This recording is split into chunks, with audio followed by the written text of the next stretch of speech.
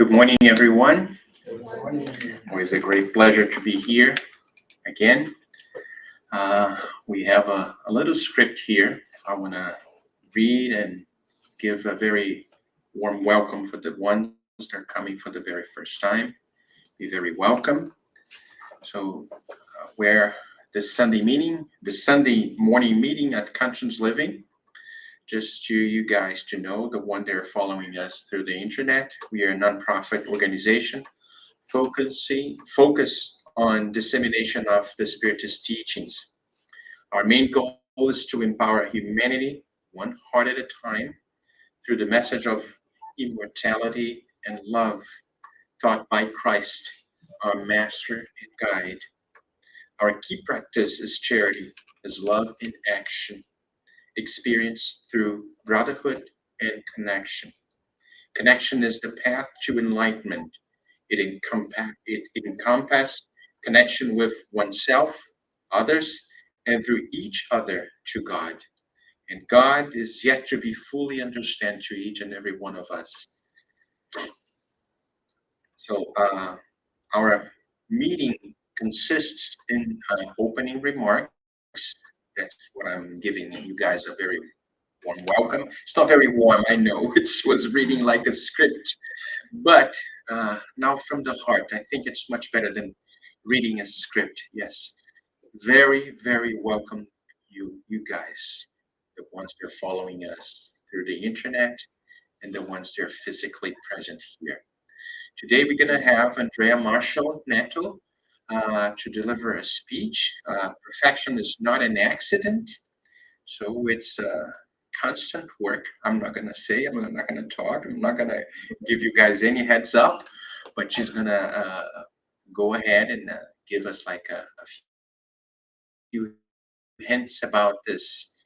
Actually, what's everything that is about the Spiritist teaching. So it's this inner transformation, this work that we have to be establishing every day. So one day we can find true happiness in the heart of humanity. Uh, I am going to read um, a passage. We usually have our daily bread. Like Happy Life, which is a book psychograph channeled by the medium Divaldo Franco. But because of some technical issues, we are going to read directly from the book, our Daily Bread. And I hope you guys follow me. I'll try to read slowly. And Emmanuel Brain, this is a beautiful book. Was psychographed by Francisco Cândido Xavier and was channeled by the Spirit Emmanuel. In one of the messages that I picked was chapter 31 with charity. It brings a letter that Paul sent to the Corinthians, that small city in Greece, stating, "Let all affair be done with charity." In the explanation that Emmanuel brought to us about this little portion of the letter from the Corinthians. There are still many who do not understand any other sort of charity than the one that dresses humbly on Saturdays and Sundays in order to distribute a little bread to those down on their luck, or a charity that waits for a public calamity to happen before it manifests itself, or one that publishes moving appeals in printed materials. We cannot question the praiseworthy intentions of these or that group. However, we must realize that the sublime gift of charity is sublime in its reach. Paul indicates that charity, the kind that expresses Christian love, must embrace all the various activities of our life. To extend a helping hand and to distribute consolation is to begin the practice of this sublime virtue. All the potentialities of the Spirit, however, must eventually be aligned with the divine precept of charity. because there's charity in speaking and in listening, in preventing and in allowing, in forgetting and in remembering. A time will come when the mouth, the ears, and the feet will be allies of fraternal hands in serving the supreme good. Each person, like each thing, needs the contribution of goodness in some particular way. Those who lead or those who obey need its holy cooperation in order to be enlightened in the sector they occupy in God's house. Without sublimated, without sublimated love, there will always be darkness, which creates complications. From now on, carry out your smallest tasks with charity, even though you may not find direct spiritual recompense in the realm of understanding.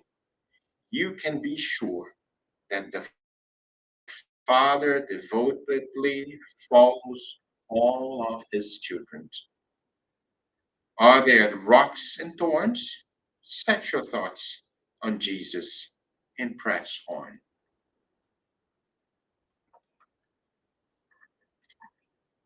As I mentioned to all of you, I'm not going to make more comments about this passage, our daily bread. We have our dear Andrea Marshall Netto, she's the secretary from the board of directors of the Spiritist Federation of Florida. She's also a director of this institution, nonprofit institution, Contributing Spiritist Group, and she helps a lot publishing and helping to translate books from Portuguese to English.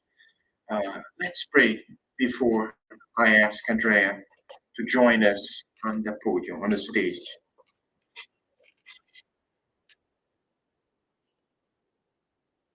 Heavenly Father, we are here asking your permission to be with us. We all know that you are everywhere, all the time, looking to his children.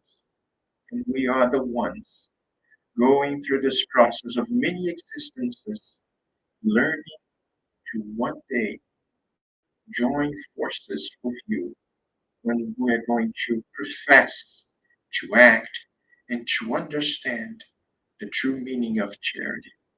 It's love in action, and it brings us a joy that the world cannot give us. Be with us in the minutes to come. Help Andrea, inspire Andrea to conduct her thoughts and everything that she studied to share with all of us so we can have a little drop of this divine kingdom to come. Bless each and every one that are here in this audience. Bless each and every one who are following us, but extend your blessings to this whole humanity so thirsty of love and charity. Thank you so much. And so be it. Now, as I mentioned to you guys, now we're going to have Andrea with the topic Perfection is Not an Accident. Please join us, Andrea.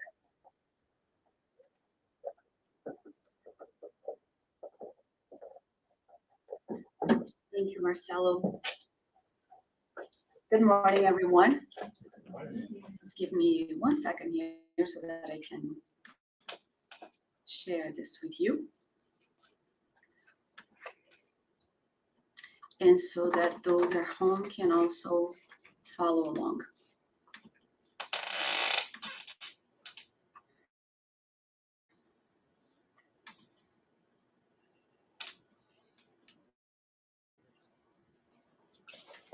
Okay, and there we go.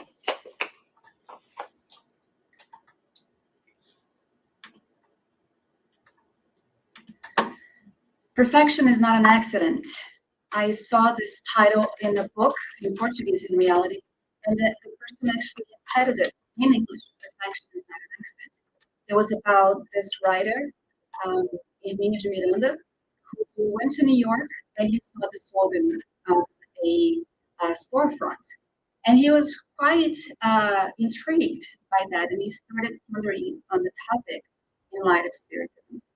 So we wanted to present this aspect of perfection and progress, like Marcelo mentioned, but I wanted to utilize an example of a monomyth or a hero's journey, which was written by Jonathan Campbell. Do you guys know the hero's journey? Okay, partly because it was written in 1949. None of us were reincarnated, right? Yeah. Um, so the hero's journey is this monomyth written by Joseph Campbell, and it's basically about a hero that goes on an adventure, and he emerges victoriously after he has the courage to get out of the original world in which he lived in and set out on an adventure to go to another one. And so he faces crisis, and he faces battles, and he faces fear, and he faces this amazing need to triumph, and then encouraged by that feeling, he goes on to travel, and he actually arrives at the other place victoriously. So here it is. It's the common template of stories that involve a hero who goes on an adventure, is victorious in a decisive crisis, and comes home changed or transformed. Sounds familiar? Reincarnation. So the story is really about all of us. We are all heroes. And some of you may be like, where is she going with this? One of the cool things about the story, there are actually 12 steps to the hero's journey. So I really encourage you to read. And as a matter of fact, this motivation is actually used for movies like Star Wars and other movies that get into more. But there is one step that it said that the hero, he must be open to redirect, to be open for redirection. Because the hero usually starts out with a mission. He starts out with a task. And so when he sets off, he finds that the road is not so straight. It's not so linear. And often when encountering an obstacle, he sees that there is no other way but redirect, but change paths. And usually that brings some sort of suffering. And although some of the heroes may insist on the pathway, life with capital L comes and basically gives the hero this idea that it's no longer possible to stay on that road. He can't go forward on that. So he needs to redirect. He needs to modify the way he thinks, the way he sees things. So one of the examples is that he's basically open to possibilities that we can bring it to our modern times is when we face a crisis. For example, we just got laid off, right? So we have no other option but redirect. Some people actually even change professions. Some people actually go to college for a degree and then they find out that that was not their calling at all. So they change that. Sometimes a divorce comes through, and although they would insist and wish to be in that relationship, they just can't because they can't force the other person to be in that relationship. And so this possibility that the hero is given is actually that which allows him or her to open up their mind about the infinite possibilities for growth and learning. So when the hero arrives victoriously at the end of his journey, he's going to find out that what he found was this opportunity to build on his resilience, that he actually comes out stronger than when he set out.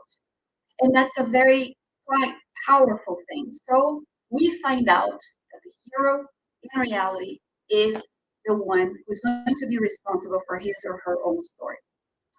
There is a book that is coming out soon called Between Two Worlds, David. And we see here Manuel Filomeno de Miranda, who is the writer. David gets excited with new titles, that's why I said that. And Manuel Filomeno de Miranda, he writes the preface in 2004 in Bahia. And he starts out talking about this aspect of envisioning these two worlds, much like the hero does. He's in one in which he's accommodated and it's okay to be in, and then there is another one that is the unknown. It's the one that provokes certain fear. But at the same time, we know that we can't stay in the darkened cave. We need to get out of it. We need to face the dragons, if we want to call it that way. So Manuel Filomeno de Miranda will state, thousands of spirits reincarnate daily on earth, blessed by the sublime gift of starting over or redirecting, meaning they realize when they get to the spirit plane that some of the things that he or she did while incarnated just did not work. It didn't work. If I put too much emphasis on material things, I realized that that was the cause of my demise, which are the things that perhaps led me to see that I didn't really fulfill what I was expected to, perhaps with the wealth that I was given, then I'm able to redirect. And through reincarnation, I am able to be given that opportunity. And at the same time, because it happens daily, thousands come in, get out, discarnate. And they get to the origin, the place of origin, and then they realize at that moment that perhaps the experiences they gathered on earth just wasn't enough for the victory reward that he or she was expecting. The hero actually does get a, reward, if you will, and a reward, if you will. In our cases, the rewards would be represented by virtues that lay dormant within us, and we recognize the light that we already have. Of course, this is all symbolic. I'm hoping you guys are able to follow. Are you following? Mm-hmm. That makes sense? Okay, so good morning, Terry. Good morning. So this is basically what we're hoping to do. We are hoping to take this symbolism of the hero and apply it to the spiritist light, because it has been used over and over by psychologists to make the human being see the potentials that lies within. And all of us have that as well. So it's what we will call the philosophic aspect that we are going to see today with spiritism. As immortal spirits, we live through successive physiological existences, hoping to leave behind the primitiveness of ourselves on our way to the plenitude, which is actually what awaits us. So all of us, heroes, are destined towards that plenitude. I'm mentioning, Terry, this correlation that I'm making to Joseph Campbell's The Hero's Journey with Spiritism. I'm not sure if you're familiar with that. Okay. So Manuel Filomeno de Miranda continues, habitually holding on to former affections and behaviors, we almost always stick to the same old path without greater motivation to grow from there. It's accommodating, it's easy, it's familiar. Why should I redirect? Why break free? Why get out of the cave? The cave, symbolically speaking, is a place that we actually hide, where we don't have to face our fears and the battle and what awaits us, because the light sometimes is scary. It points out what needs to be worked on, and often the hero might be fearful of that.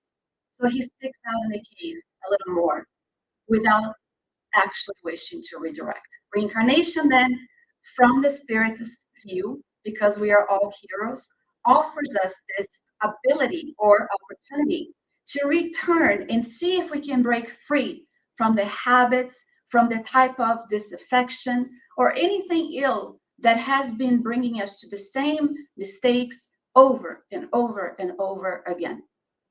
A lot of people consider trying to do regression of memory, and it's something quite scary, and it's something that should only be done with a professional that is prepared to do so, that has prepared the person psychologically, emotionally, and spiritually to go back in time and realize the crisis that brought him or she or her to the moment, the present moment. And if someone is not prepared to do that, it can be quite painful. Because to be able to see what actually brought us to this place, perhaps I am someone who Marcelo killed in the past. He's my husband, for those watching at home, right? And so he's invited to reincarnate with me and love me in the way that he should have in the past, and respect me in the way that he should have in the past. He's doing an amazing job, by the way. He's one. So we are often placed with people so that we can break those habits, millennial type of habits that have still held us back. Suffering is one of the things that the hero encounters. We do. We encounter suffering. Who doesn't suffer? Mother Teresa, her faith was put into question because letters she wrote to the Pope were found, in which she talked about her anguish, how she felt that she was unworthy. She would write these letters to vent from her heart because she was suffering, and people questioned her faith, as if faithful people are not allowed to suffer, to feel the pain of a life that is filled with obstacles and suffering. That's all she saw. She sought that life. She's a hero. She decided to seek in those that have leper and other type of illnesses. The type of affection, a motherly affection, Mother Teresa, the type of motherly tenderness to those who suffer. And that brought suffering for her as well. Let us not be fooled that the greatest heroes in history that we so admire did not get to where they have by chance. Perfection is not an accident. And so, in making this symbolic um, view of the hero's journey with Spiritism, we are all heroes. Regardless if we're not doing a Mother Teresa job, let us remember that she didn't get to be Mother Teresa in one lifetime. It was many successive lives. And perhaps the one that when she requested to have, she had all the tools, I'm not going to say weapons because heroes of the good don't have weapons, but everything they needed, everything she needed in order to battle out into the world and fulfill the mission that she requested. She was strong. She had been prepared to actually find this new world, leaving the place of origin so that she could actually fulfill that mission. So Philomena is going to say, suffering is not always well received because it imposes unpleasant conditions and hurdles. It does, right? But some heroes within them triggers rebellion. They actually rebel against God, first and foremost. They rebel against society. They rebel even against their own spouses or family, parents.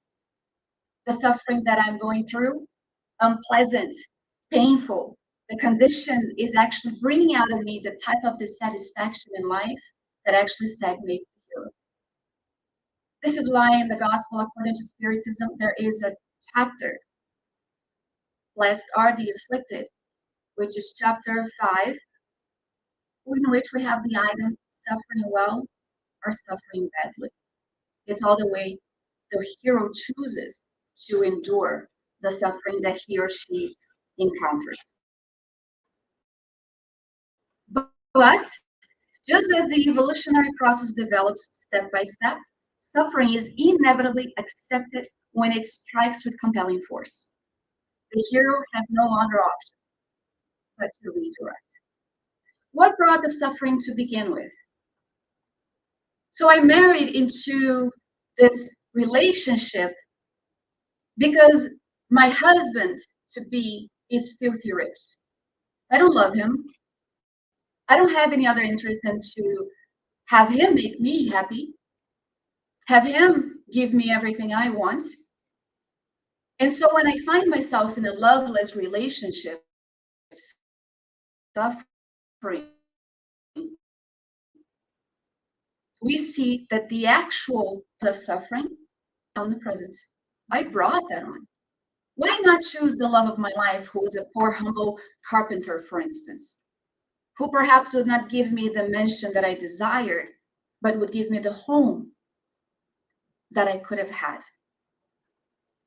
And so we also see in the gospel, according to Spiritism, the past causes of affliction and the present causes of affliction. What does the hero do at that moment? Well, if I can't find the reason for suffering that brought this situation, if all of a sudden I go to the doctor because I can't stop coughing and I find out that I have cancer, metastatic, but I've never smoked and I never had secondhand smokers around to be the secondhand smokers, where is the cause for the tumor? Well, if I am a materialist, I'm not going to give it much thought. I might even question if God really exists because, after all, I am an athlete. I eat right. I am vegan. I do all that. I don't drink. I don't smoke. I don't do anything bad. I don't have any type of relationships that actually makes me exhausted because it's targeted towards the immediate pleasure of the flesh. So why would God do that to me? Is there privilege in the world? And then you see someone beside you that does all sorts of ill, and they're healthy as can be, and they live until they're 98.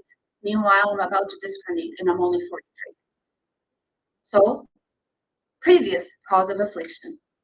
Something that perhaps in a previous existence I did to my physical body that some would say then it's a punishment, but it's not. It's consequences. It's a consequence. I smoked a lot, perhaps. Maybe I did drugs. I don't know what happened. But that caused an imbalance, a disharmony within my perispirit. And since the perispirit is the mold for the future life, since we are weaving the garments that we will wear in the future, there we can find the previous cause for affliction. It's not in this life, it's a previous one. The hero recognizes that as a blessed opportunity. He states, that's a dragon that I can slay. I can kill it. I am strong. I have all the tools necessary, and I know that I will arrive victoriously at the place I'm supposed to be. What he realizes is that impossible to avoid the possible growth imposed by life. But the hero, he's given a mentor. In this monument, he's given a mentor. And the mentor is someone that the hero looks up to. It's where he learned all that he needed in order to embark on that journey. Who's ours? Who's our mentor? Jesus. He is our role model, our guide. He is the one that gave us all the lessons pertaining to the immortal spirit, the one who would have immortality, a superpower, if you will. So, everything is born to be transformed, perishing in form, but remaining in essence, developing skills that impel even when unforeseen events seems to hold back its march. Everything. There is no stagnation in the universe. Everything is constantly transforming. There is life pulsating everywhere in every form, from the smallest atom to the angelic beings, those that have already reached a Christ-like type of spirit. So the hero understands that the physical world is the blessed learning and testimony around for all human promising virtues, awaiting for the mighty action of the elements that is going to trigger the emergence and blossoming of the soul. It is transitory. It is of an ephemeral duration and with a specific purpose established by the divinity. I decided to put these images of trees when they're full of life, and then it starts changing to where it gets to the fall until eventually all the leaves fall off. As we can see here, a cycle of rebirth, death, and rebirth. This is quite powerful because a lot of people forget, and the hero understand, that the spirit world is the real one. That's where life originates, and that's where life returns after. It is there, originating in the spirit plane, ending up in the spirit plane. My kingdom is not of this world, is what Marcelo is saying. So in this nonstop of going and coming, the spirit, the hero, in their evolutionary journey will realize that reincarnation is that education tool, the educating tool that he needs. One of the greatest examples of that was brought to us um, of those who understood that in order to attain the kingdom of, I was like reading my slides, I didn't even know I was going to say this, but in order to attaining the kingdom of heaven, they needed to go through these changes.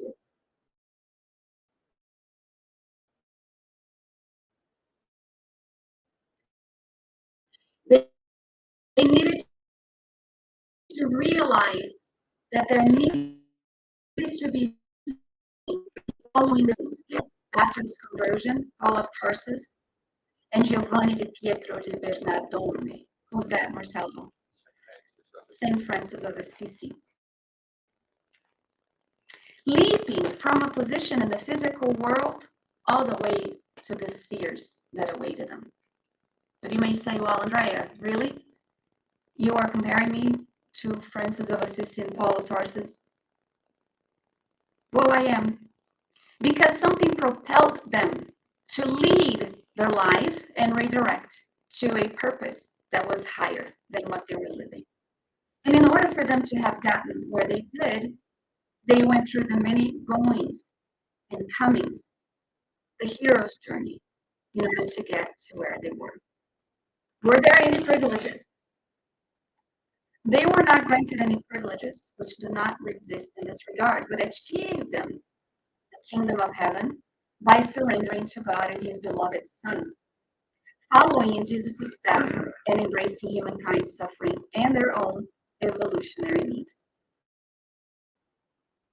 So it's natural that not everyone is going to yearn for this sanctification, is going to wish for this type of lifestyle, and that's quite okay, but it is inevitable that they will have to break free from the shackles that still hold them back, us, that will hold us back.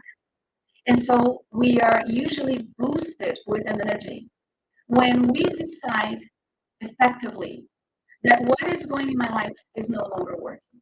And so I want to change. And when it's a positive one, the benevolent spirits will give us that boost. They will give us that energy that is needed. Anybody here ever gone through a process in their life where they just feel drained spiritually?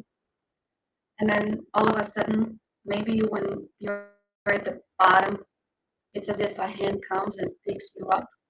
Anybody ever feel like that? That's the boost. That's the energy. Because one of the laws that prevails, that never changes, immutable like its creator, is the law of love, justice, and charity. That's one law, by the way. 3 amazing words, one law.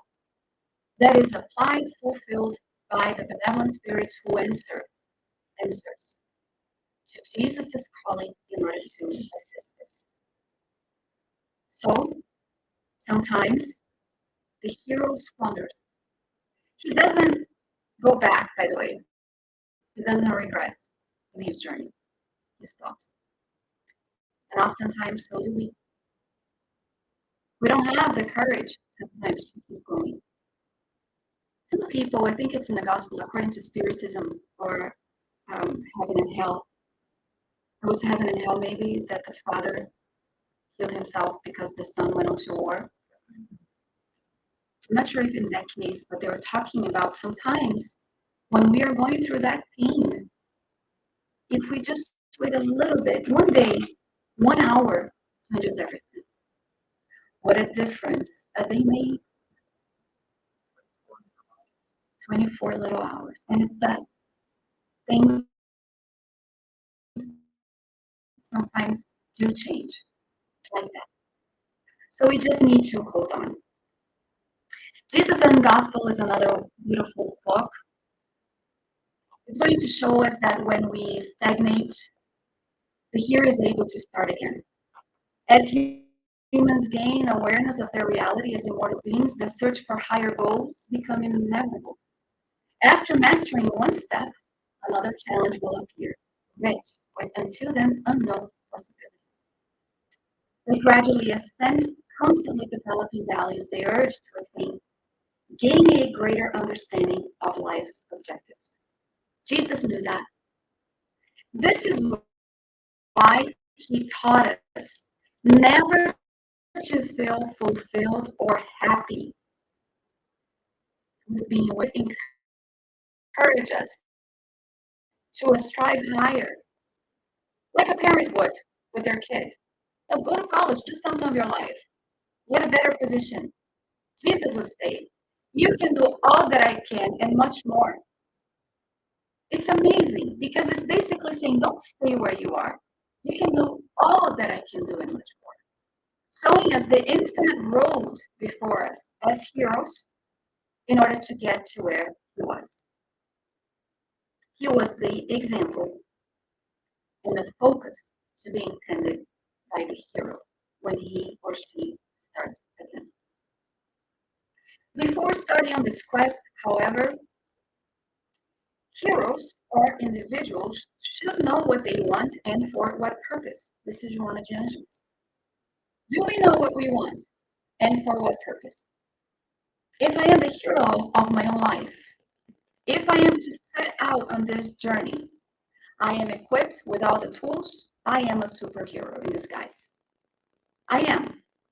I am strong.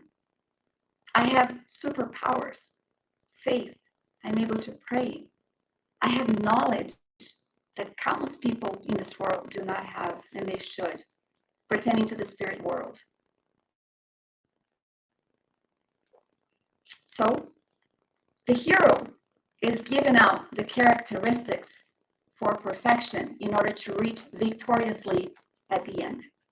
And this is in the Gospel according to Spiritism, chapter 17, Be Perfect. Love your enemies, do good to those who hate you, and pray for those who persecute and slander you. For if you love only those who love you, what reward will you get? Remember, the hero sets out so that at the end he can receive a reward. Do not do the publicans do the very same? If you greet only your brothers, what are you doing that is more than what others do? Do not the pagans also do the same?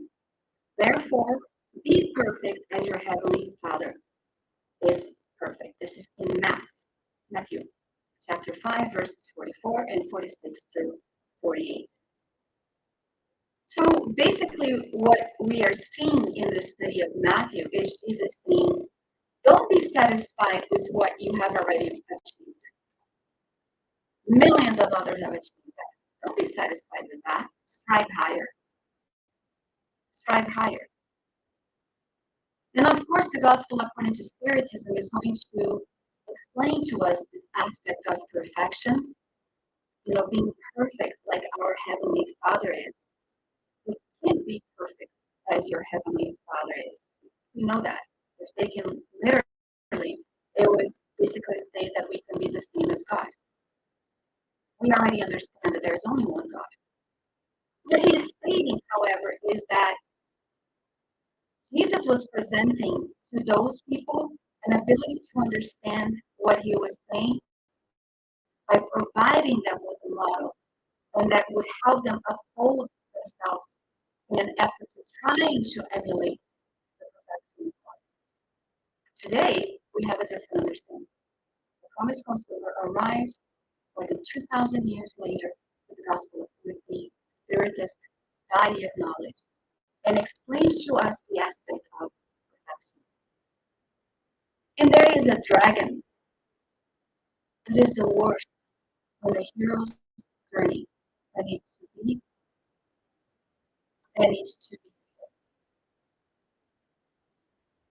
The spirit's book is going to show us that dragon, that monster, that which needs to be battled is of all devices which may regard as the root to everything that the hero needs to overcome. We have already told you many times selfishness. All ego derives from it. Study all devices, and you will see that the selfishness is at the bottom of them all. As much as you may struggle against them, you will never uproot them as long as you have not destroyed. This is why in the Gospel according to Spiritism, we are going to see, it's on chapter 11, item selfishness, in which we are taught that selfishness, that the league of humanity, must disappear from the earth whose moral progress it hinders.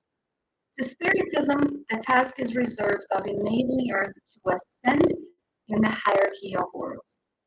Remember, we are not the only ones who progress. Our planet also does. That's why they stay here. To Spiritism, the task is reserved of enabling Earth to ascend in the hierarchy of worlds. Selfishness is the target at which true believers must aim their weapons, their strength, and their courage. And I say their courage because more courage is needed to overcome oneself than to overcome other people. That's the hero's journey right there.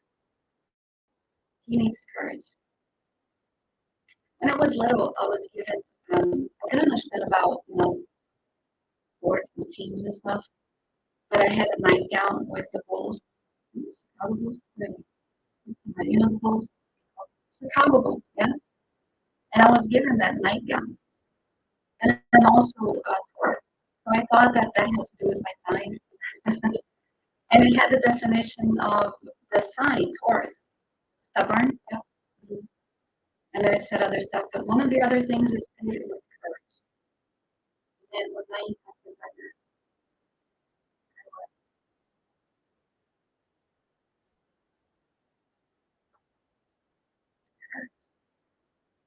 How many times have we held ourselves back because of fear of changing, of being happy, of being who we are, of being able to own up to what needs to be worked on? Fear to allow the teachings to really penetrate our souls. Fear of what others may think. Fear. More courage is needed to overcome oneself than to overcome other people. This is very significant and it's very important. So, what we want to leave our study with today is that you are heroes. We are all heroes. It hasn't been easy to arrive where we have so far. It is not easy to live life sometimes with the struggles and obstacles that we encounter. And the Gospel according to Spiritism, item patience, chapter. I'm looking at Marcelo because I remember. But the spirit who calls herself friend and we come to find out is one that the Angelus is part of the codification. She says, life is filled with pinpricks that hurt us. Thousands. She actually puts herself in that group. It's difficult, she says. I know, she says. But she invites us towards having patience, for enduring the affliction. I'm trying to remember how it starts, but only Portuguese is coming to my mind. So, pain is a blessing that God sends to those He has chosen. Valdo Franco is funny. He was the medium that has channeled some over 300 actually books now. He says that he told Joanna de Angela, God, well, God really must love me. I mean, because life is really hard. And of course, she smiled because there's a sense of humor. But we are able to overcome the pain. We are. We are all heroes. And so I'm going to finalize with the phrase. And this is by Manuel Filomeno de Miranda, pardon me, Joana de Angelis. Those who refuse to deal with the challenges that lead to progress stand still in a dangerous spiritual paralysis. Let me repeat that. Those who refuse to deal with the challenges that lead to progress stand still in a dangerous spiritual paralysis. Perfection is not an accident, it's our destiny. It's up to us to keep on moving as to not allow this spiritual paralysis to take place. The choice is going to be ours. The hero's journey is an individual, untransferable type of journey that we must embrace with the faith, knowing that we are not alone, so that we can arrive victoriously at the end in the spirit plane, as heroes usually do after fulfilling a mission. We are all heroes. Thank you so much.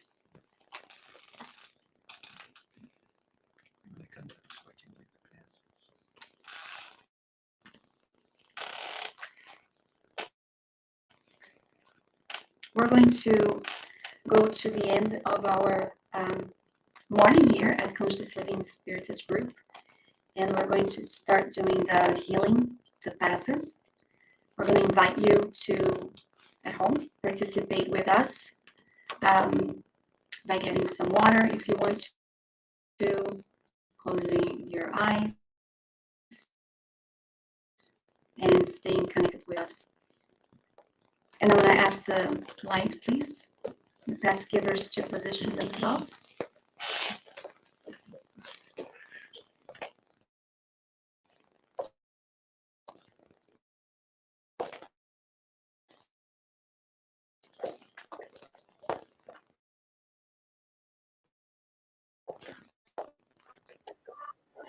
Spirits who act upon us.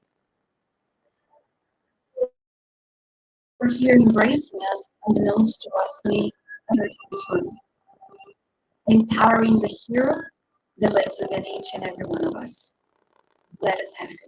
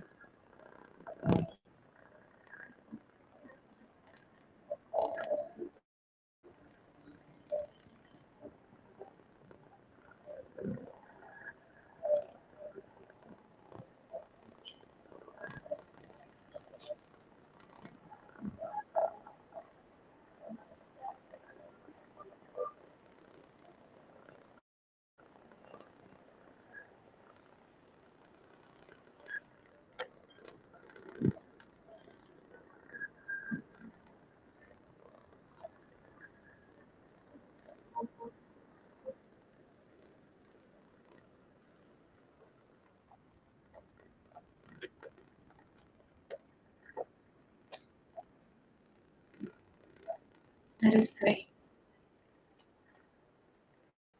Dear Master Jesus, benevolent spirits who look after us, encouraging and empowering us, we are so grateful for this morning, for this life that we have been given, although at times difficult and filled with challenges.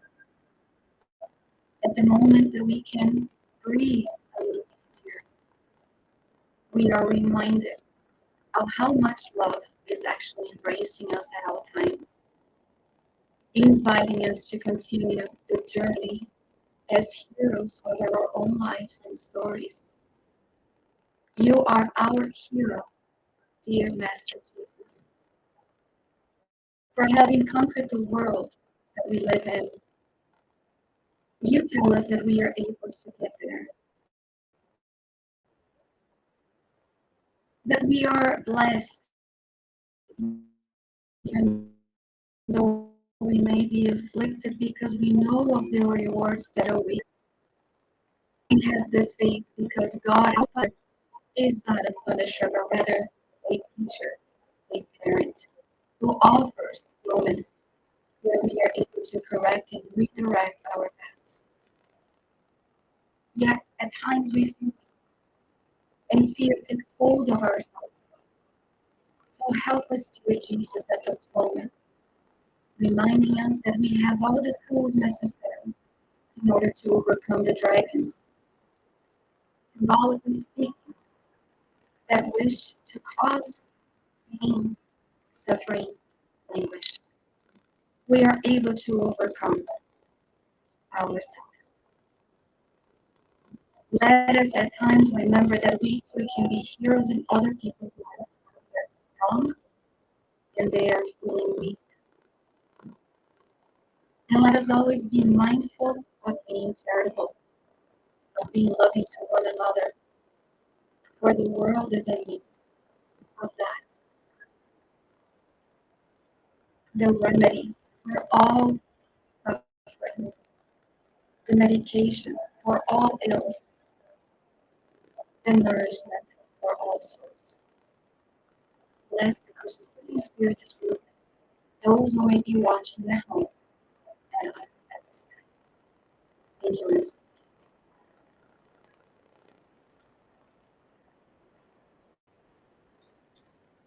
Okay. Thank you guys so much for being here, watching at home, and I wish everyone